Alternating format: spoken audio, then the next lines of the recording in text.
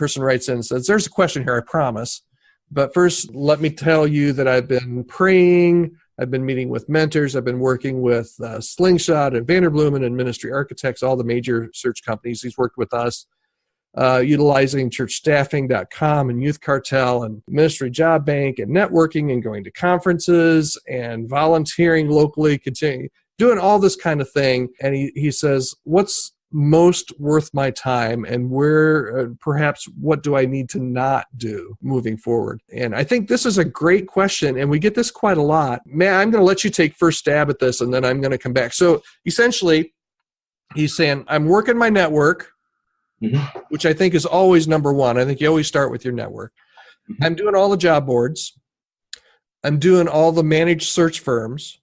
I think those are the main three that he's kind of said. Where, if you were a job seeker, where would you put your time? What would you do?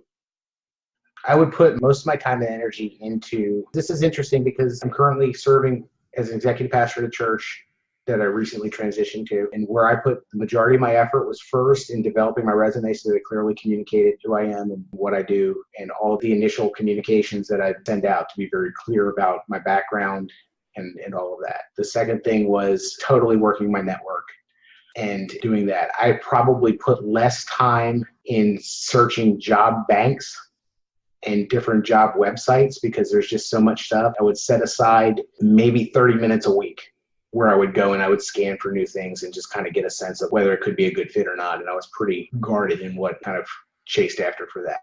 But most of it was continue to volunteer, continue to have key or serious experience or serious volunteer experience at the local church, working my network, being very, very slow to dive into the website stuff. I mean, you need to look, you need to be seeking out what's online just because that's part of it. But it's also very easy to kind of get sucked into one of those 6-hour sessions where I'm looking at every job out there that could potentially be something that I could do. And it's easy to kind of fall into it, and that can be disheartening. So I don't know if I'm answering the question fully or if you've got something else for me, Todd. Yeah, no. So here's where I think your situation is different than a lot of guys and gals today. Okay. I think, sir, you were in seminary, you're graduating seminary. Right. So, and you have, you've got some broad experience and a pretty good network.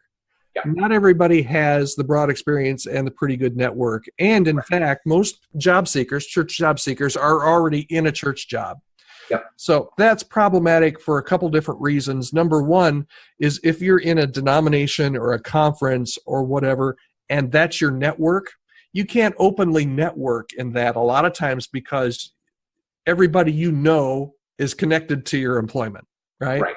So that makes it really hard to network inside of your current situation. So that's a really, really tough thing that maybe you didn't have in your search that a lot of guys and gals are kind of looking at here. The other thing I would say is that I have a special place in my heart for church staffing. I just do. For those of you that don't know, I was the founder of church staffing I was going on 20 years ago. It's back in the dial-up days. It was back in the dial-up days, believe it or not. So I have a special place on my heart for that, and that is literally the place to go if you want to find out what's available kind of on a nationwide search. And I totally suggest, I would take much more than 30 minutes. I would take, if you're really, really serious about your job search, I would take maybe 30 minutes a day, quite honestly, and maybe that's just a different approach. I would not apply to every place. That's the one thing that frustrates churches, quite honestly, about church staffing is that you post your job and you get resumes from everywhere and people that haven't read your job description and aren't uniquely qualified for anything you're offering. So that's the frustrating part. So don't blanket mass email your resume to every church you see on church staffing. That's part of my 30-minute a week rule for me personally, because if I'm spending time on a daily basis, I'm just going to, that's where I you need to know yourself to know how much. You have to be absolutely selective and decide which churches are not only a possible good fit for you, but churches that you feel like you can offer some things to. But and it's not just church staffing. If you're in a certain denomination, there are denominational job boards. There's always your conference superintendent or your district superintendent that you can network with. Sometimes, again, you kind of get into that, can I have that conversation while I'm still on staff at a church? Hey, Todd Rhodes here from chemistrystaffing.com. Thanks so much for listening to the short Q&A with myself and Chemistry Staffing's Matt Steen. Hey, we want to help you however we can during your church job search. So a couple of different things that I wanted to offer you today. First of all, if you'd like to set up your free church staff profile, it's totally confidential. You can upload your resume and kind of put yourself on our radar for any new church jobs and churches that we're working with trying to fill. Either currently or in the future. You can do that. It's really easy, totally free, and again, totally confidential.